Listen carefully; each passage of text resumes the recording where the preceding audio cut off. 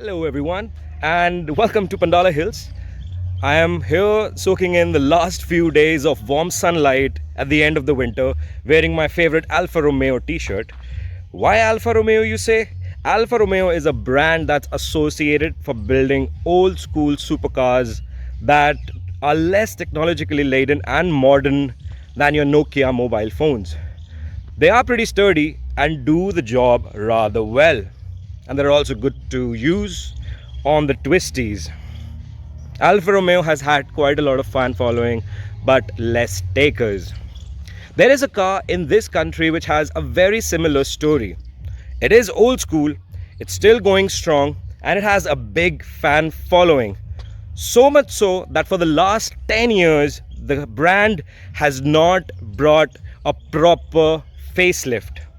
It's still going on with the same design and silhouette, about 95% of it.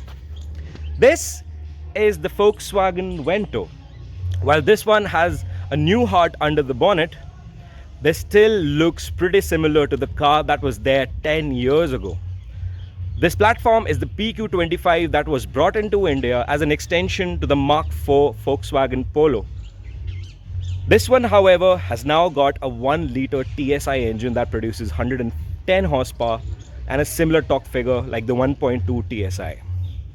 Well, the mom, the dad, the kids, their neighbors and their dogs have driven this car. It's time for us to review it and tell you how good this is behind the wheel.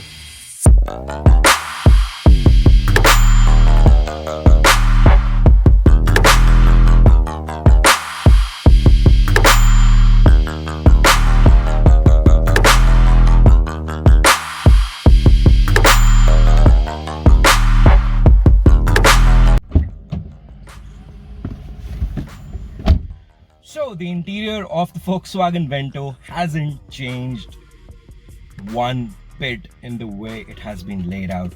And that's not a bad thing because the overall layout is very ergonomic. To start off with, the air conditioning vents are at a very good position and provide good amount of airflow towards the body and the face. The steering is nice and grippy to hold. It has these little thumb grips for when you want to drive in a more enthusiastic way. Let's check out the first touch points. The plastic behind the steering, pretty soft. The cushioning on the armrest is very soft as well, but the plastic on the door armrest is pretty hard and it could have had a nice padding on the outside. Overall, everything falls into hand. The gearbox is nice and chunky to hold. The light switches on the right of the steering wheel are very easy to use and access.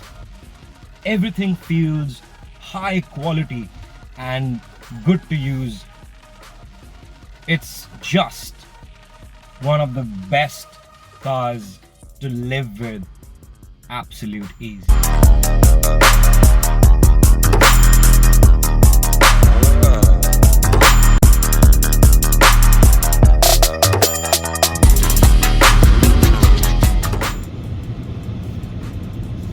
Coming out on the main Pandala Hills section, which has a very well laid out tarmac, the stiff ride quality does filter in quite a lot of undulations inside the cabin.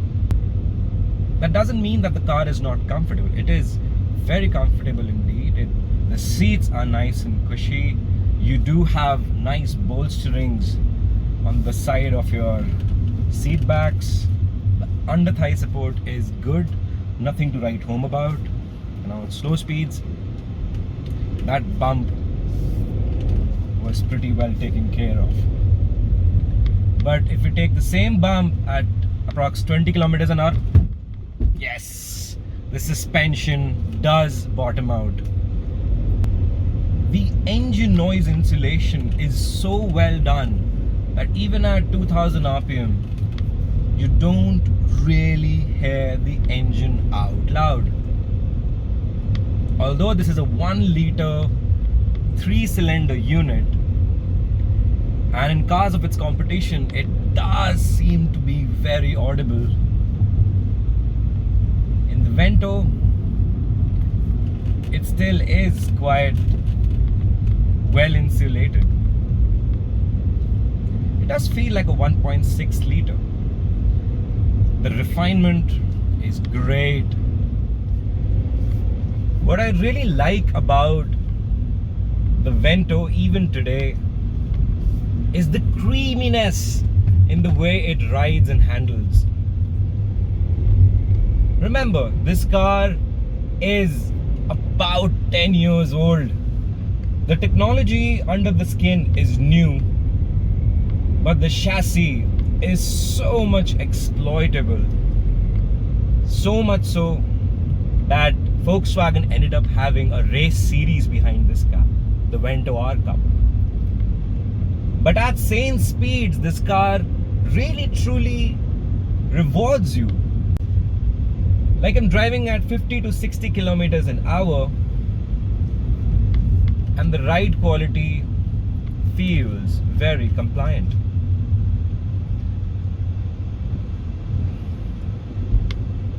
You do have to make sure that you take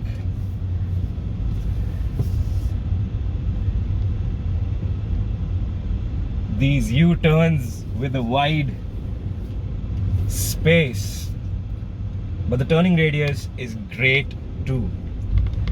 The Volkswagen Vento with this manual 6-speed gearbox is quite a joy to drive. The turbo spools at a very low 1500 RPM, which is quite a good thing because you have a very linear surge of power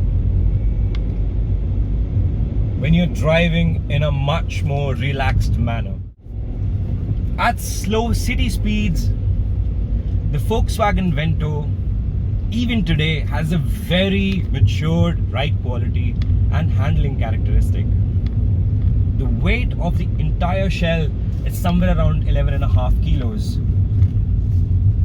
And it does translate to a good transition at slower speeds. You don't feel the heft of this well-engineered, well-built German sedan. Yes, it is old school. It does not have all the bells and whistles that you expect at this price point, but it generally is a very, very comfortable car. What you'll really appreciate is how this car makes you feel. The dashboard is not very busy with digital instrument cluster and big screens with tons of information on it. What it really wants you to do is be behind the steering wheel and enjoy the ride. Plus these speed bumps, which the Indian roads are famous for.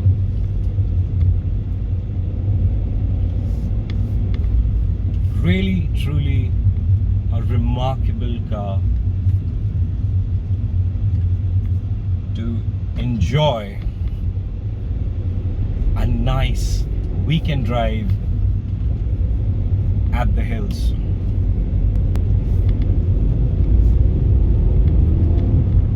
What you'd also appreciate are the ergonomics and the driver-centric environment in this car. It does make you feel very special. Everything's logically laid out. Everything feels that it's meant to allure a pure driving enthusiast. And that is something that I highly appreciate for Volkswagen to keep up on. And what about the way this Vento TSI drives?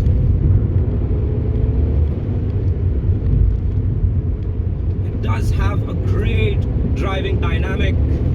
The steering is very communicative. The brakes are crisp. Wow.